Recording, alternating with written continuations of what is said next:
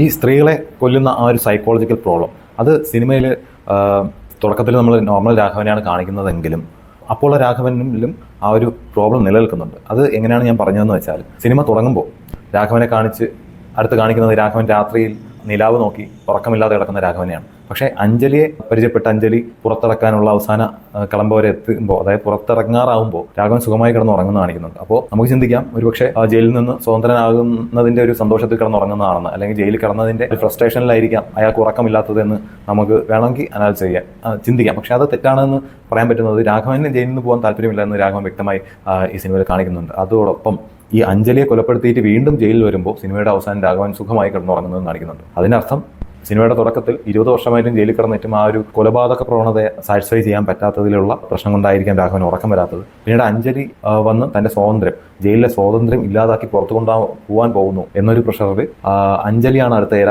എന്ന് ചിന്തിച്ചു തുടങ്ങിയപ്പോഴത്തേക്കായിരിക്കാം രാഘവൻ വീണ്ടും ഉറങ്ങി തുടങ്ങുന്നത്. അവസാനം അഞ്ജലിയെ കൊലപ്പെടുത്തി തന്നിലെ ആ മാനസിക രോഗി സാറ്റിസ്ഫൈഡ് ആകുമ്പോൾ വീണ്ടും ജയിലിൽ കിടന്ന് നന്നായിട്ട് ഉറങ്ങുന്ന രാഘവനെ നമുക്ക് കാണാൻ പറ്റും.